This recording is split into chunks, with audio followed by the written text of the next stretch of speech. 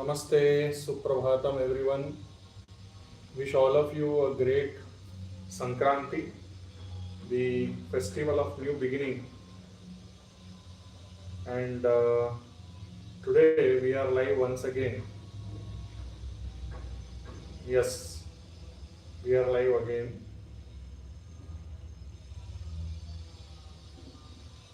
with our second episode.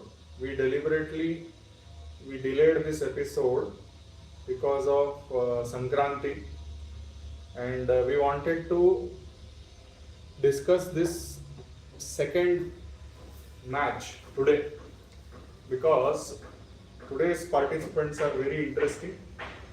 One is Norway. So we have a humble request for all of you that you have to participate actively in the comment section, and you can share the capital of Norway with all of us. And the other participant is Bulgaria. Both these countries are from European Union, and Norway's ranking is Soumya in a Human Development In Human Index. Development Index, it is second. And Bulgaria stands 68th. So they are very high and high Human Development Index countries, and both of them have interesting representation of their culture in these books. So I have a book called as Light Love Rituals from the author Ronisa Avila, and I would like to share some of the points and book review and how I perceive Bulgaria as a country as we go on. Soumya, your book. So, the book I read is called Adventures in Memory, The Science and Secrets of Remembering and Forgetting. So, this book is written by Hilde Otsby and Lava Otsby, and they both are actually sisters. And Hilde is a critic for Norway's biggest newspaper, and she is a person who has master degree in history of ideas. And her sister, who is the other author, is a clinical neuropsychologist with a PhD from University of Oslo. So this is the book that I read, and I will be reviewing it today. So the thing is, without wasting too much of time, why we are doing is that we want to create an awareness about all the countries in the world. Every country has some history, which and some presence in the world, which we all need to know. One. Second thing is Human Development Index. India's rank is 132, which could have been better considering that we are the largest democracy in the world. Even if we are the largest democracy in the world, we are the highest populated country in the world, our human resources are not being utilized properly. And that is where human development is quite far behind. What are the three important components of Human Development Index? One is education level, another one is income, and another one is health. So keeping these three parameters in mind, we will be comparing what is given in the book and how these things they matter, and how these countries have taken the learnings from the history or whatever is presented in these books. We would like to connect it to the culture of the countries and then present it to you. Now regarding Light, Love and Rituals, it's quite a cultural book, as means you can see such a beautiful the cover is very beautiful. Cover is itself is a beautiful, nice inflorescence is created, and inside also there are umpteen number of beautiful photos. Inside also you can see nice photos are there. I will show some more photos just to give you an idea that, oh wow, such a beautiful photos are there. Now I would like to just tell you that this book is just 150 pages around. However, the cost of the book is 3000 plus rupees. And however, I loved the book very much because it has given a very interesting account of the Bulgarian culture.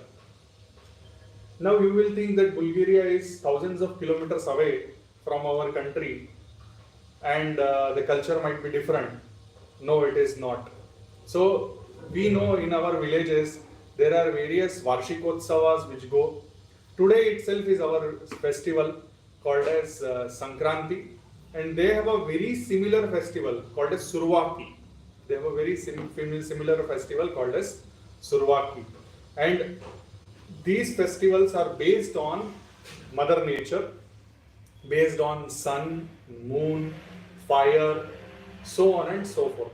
The crops, the cultivation of crops, the cultivation of grapes, the formation of wine, around the walnut trees, around the fishing season, around the apple growth, around the walnut trees, and so on and so forth. So it's very interesting to note that Bulgaria also loves Mother Nature, and in this book, very interestingly, they have told that Bulgarian spirit wants to be free and untamed spirit. Bulgaria has a history of the ancient civilization called as Thracian civilization, and these are considered to be a barbarian civilization. In that, there are so many rituals. The last part of the book topic is rituals. First one is light. The light is coming from sun, so their importance of sun and the moon in their life, that is mentioned. Love. Love is about everything. Love is about loving Mother Nature, loving your family, loving your people, loving all around you. That is love. And then rituals. So how to maintain that love? It is maintained through various rituals around food, around meeting people, around gathering people, around worshipping, so on and so forth. So, in Bulgarian culture, I saw that there is something called as world tree. World tree means the tree has roots, tree has a stem, and then branches, and then going towards leaves. Now you see leaves, what they do in practical life, what they do. They accumulate the solar energy and then they absorb it, and then they create food in the form of fruits or grains. Okay, so that those leaves are considered to be heavenly. Okay. They are connected to the heavens. Now the stem. Now stem is what you see. What is the pillar of life? That is, and you see life is manifested in the form of human beings and other animals. So this pillar is the present form of life on the Mother Earth. And then there is something called as roots. These roots are our past. Okay. Our ancestors are either buried or they go back into Mother Earth. That is what we have culture, and they also have this culture called as world tree. And I get reminded of the chapter Purushottam Yoga in Bhagavad Gita, where we also describe Vatavruksha. And in that process also we describe the Vishwarupa and we describe the presence of Brahma, Vishnu and Mahesh in our Vatavruksha. So these are similar things. In Bulgarian culture, fire is very, very important. Food is very, very important. They believe in the presence of spirits. They believe in the presence of fairies and nymphs. And over a period of time, the Bulgaria was Christianized. So initial culture was idol worship. They used to worship multiple gods, just like us. And then Christianity came, and many of the rituals, many of the parts of the culture have been Christianized. There is one very interesting culture. It is called as spreading the fire in the form of coal and then walking on them. So do we have that? Yes. Soumya will tell you about that culture in our country. And the people who do the fire dance on the coal, they are called as Nestinaris and Nestinarkis. And this place where this happens, that is a place called as Nestinarstvo, which is preserved as a UNESCO heritage site. So it's very, very interesting that Bulgaria has culture very, very similar. Even the marriage rituals are also somewhat similar. So it's very interesting. And over to you, Soumya. That cultures, even though we are thousands of years apart, they are very similar. And I would love to visit Bulgaria sometime. All of you have to answer this question. Bulgaria, what is the capital of Bulgaria? Yeah. And it is adjacent to which sea in the world. Okay, yeah. So I'll start off with my book now. Yeah. So, as I said, this book is from Norway, and it is completely different in terms of. So, previous videos, comments, when I was seeing, somebody asked, like, how did you choose genres of the book? So, we have not chosen any genre of the book. We actively search and we see what people have commented about the books from those specific countries, authors from those countries, and then we, whatever appeals to us, we kind of pick it up and see if it is available for us to buy and get it in India, so to our home. So that is how we ended up with this book. And the highlight of this book for me was, I am also a neuroscientist, and I continue to do research in neuroscience very actively, especially in the area of child development. So the book is about memory, and that is what was very, very fascinating for me to read. It was also written by a neuropsychologist and a person from history. So they have a very nice blend of science and history. So even in history, they have not really gone into the history and past of Norway, but they have very, very beautifully gone into history of how memory was discovered, how we started studying about memory, how the area of the brain which stores memory was discovered, all the fascinating experiments that they have done all these years to understand the various aspects of memory.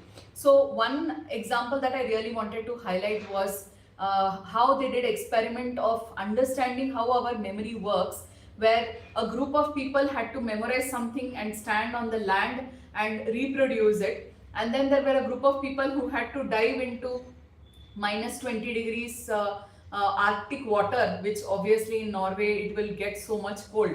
So they will dive into it, and they will again inside the water they will memorize something, and they will recall and write in the water. They will write whatever they recalled. So it was very interesting to see the extent to which people have done experimentations to understand memory in a better way. The book has very beautiful 7 chapters, and as you can see, the cover of the book is a seahorse. So every time in every chapter they bring the reference of the seahorse, because our hippocampus is shaped in as a seahorse. Right? If you see hippocampus, which is the structure in which the memory is stored. So hippocampus stores our memory, major part of our memory. So that is shaped in the form of a hippocampus. So they talk about how memory can be a sea monster.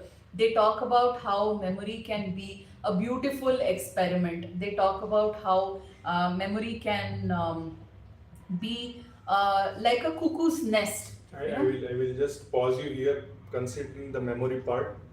The Bulgarian area geographically was invaded by Ottoman Empire, and they also suffered because of invasion. However, they removed the sea monster part of their memory, and they could come out of the Ottoman influence, and they have still preserved their culture. And one of the culture which was responsible for that was the festival of wearing masks, and that festival is called as Kukervoden. Okay, and Kukervoden is a very noisy festival where they will wear lots of bells around their body. They will create masks from various animal skins, which is very frightening, and they will enhance it to a very great height. And if you look into into those kind of creatures who have prepared themselves for this festival, they will look gigantic. They will look very frightening. They will create very frightful sounds. And that festival had an influence in shooing away many of the enemies in the past. So Bulgaria, even though it was invaded, they got out of that influence. They got out of that invasion, and they have preserved their identity. They have preserved their original culture. Like that. Please. Right. Yeah. So going back, they also talk about how much a human brain can remember, how deeply we remember our thoughts. So very small examples, like let's say somebody is jumping from a hot air balloon using a parachute. What are all the kind of things their memory tries to recall? What if that parachute does not open and you think that you're going to really crash into the ground, then what are the kind of memories that one tends to remember? Then they talk about somebody who is in a terrorism attack, mass shooting kind of a scenario, and how people tend to forget their memories, and because of that acute level of stress, how memories can play interesting games with our own mind, that past few minutes of the event we don't tend to remember, that past few hours we tend to forget, and it takes lot of effort for people to remember what exactly happened. They also talk about how deep memory is, how many layers of memory we have. So it's not just about by hearting something, or just seeing something and putting it in our brain. So they talk about how people associate one memory to another, how it continues to get layered and changed and polished as we grow older and older. There is also one beautiful chapter of how memory in children is different, how it is different when they're 6-year old, how it is in 8-year old, 10-year old, and they go on to tell how people develop Alzheimer's disease or Parkinson's disease, which are also in some way disorders of memory, where people forget who they were, what they were doing in the past in very severe cases. They also have brought a psychiatric perspective and have talked about aspects of memory in depression and anxiety and those kind of disorders. There is one very interesting chapter where they talk about memory in terms of policy making, memory and its relationship with modern day scenario, where they talk about how there are specialized police personnel and investigators who are trained and hired to interview people who are facing a crime charge or something. So when Soumya is speaking like this, I feel that Norway is a country where there is lot of freedom of expression, there is lot of experimentation in positive direction, and Norway is a country which incorporates the knowledge of science into governance, into administration, and smoothens the process of existence. yes. So that is extremely important. Like, I would like to ask you, and I would like you to share the thought process of yours in terms of what did you perceive about Norway when you were reading this book, and does the content of the book justify the Human Development Index rank? Absolutely. Obviously, Norway is the second Absolutely. ranked country in the Human Development Index. No, the very But, fact, if you remember, we both discussed, and I said, what an amazing book that they really got time to put all this together. They had formulated in such a beautiful way. And this is not, I don't want to give the impression that this is for a person who is a scientist. Only people like me who are in science only can read. Anybody can read. It is written in very simple language, though they bring in all aspects of scientific experimentation. It's written in a beautiful language. It's like a story. It's actually like a novel if you read. And in fact, in the very first page, the authors say you will never be the same after reading this book, because it completely changes the perspective. It is like I say something to Mayur, and how Mayur will store it in his memory, how our discussion is making complex layers in our own memory, how this will come into play sometime in the future, 5 years or 10 years down the line. It's very beautiful and amazing. And like I was telling, in terms of law, they talk about two different aspects of scientific experimentation, where one, you're trying to make somebody forget that they did something, and you're falsely you're trying to, when you're investigating a crime, the person who is investigating will make you forget that you did that, and then they will try to dig again right from the beginning and to see if you can remember. And then there is another aspect where even if you have not done something, there are ways in which you can make your mind believe that you did the crime, and how many people like that were falsely implicated in various issues. So I think this book overall comprehensively gives all aspects of memory. The last chapter also talks about how we can use our memory for futuristic purpose. And I think that is why whatever you said about Norway rightly reflects, because the last chapter they are saying about creative visualization. We talk about creative visualization, where you design something for the future. It is not ready, but you make your thoughts futuristic. Change your actions in a futuristic way so that you are one step ahead from everybody else. You are trying to create something, build something, or design something that does not belong to what is happening in the present, but using the power of your memory, constantly reinforcing that you can be futuristic. They have talked about how a lot of ideas, brainstorming ideas, come and they have been able to make groundbreaking But progress. I would like to uh, tell one thing, that there is no need to be one step or multiple steps ahead of everybody else. What you can do is you can take everybody else together Along with you. True. So that is also a possibility. There is no need to be highly competitive in this world, because enough of competition we have had, enough of, even though this also is a book review championship, but the whole idea is to respect and bring the best out of every culture. So that is the idea. And creative visualization, yes, you do for your own good, but if, as we know, as we are doing in Brahma Muhurt Yoga, we are trying to do creative visualization for improving collective consciousness, for improving the overall collective human experience. So that is what I would like to share with all of you. Anything else, Soumya? No, that's it. I think the last chapter they say the recipe for good memories is good collaborations and making good friends and working together. And they say that by writing this book, they have good memories for their whole life. So that is all about this book I wanted to share. So thank you very much, everybody, for listening to our small book reviews of Light, Love and Rituals and Adventures in Memory. One book from Bulgaria, another book from Norway. And next week we will be having our third uh, championship review, that is between Iceland and Grenada. So Grenada is 69th country in the list, and Iceland is the third country in the list.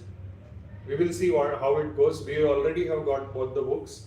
Both the books are altogether in in different scenario, and we will see how it goes. We humbly request you to go through the Human Development Index list, and we humbly request all of you that you can suggest us the books from various country authors. That will definitely smoothen the process for us to research the books. That is one. Another thing is that we all will start pulling in the data together, and we all will be having fun time together in this journey. Your feedbacks, your questions, your any kind of queries are most welcome. If you would like to feature in this review, you can request us. We would like to arrange review with you also. Whoever wants to join in, you can tell that I would like to review a book from this country, and please arrange a match. So we can do that also. So with that, I think we will pause here. Yes. Okay, thank you very much. Thank you for joining. So enjoy the light, enjoy the Makara Sankranti. Now the sun is going to be in Uttarayan, and we are going to have Surya Devata blessing us nicely with all the sun rays, and the temperature is going to, the mercury is going to rise, and love the way Mother Nature has bestowed love upon us, and sustain the rituals which are healthy for all of us, which are healthy for all around us. Okay? And by doing all that, have lots of adventures in memory. Have lots of beautiful memories. Yes. Thank you. Thank you everyone. Thank you very much.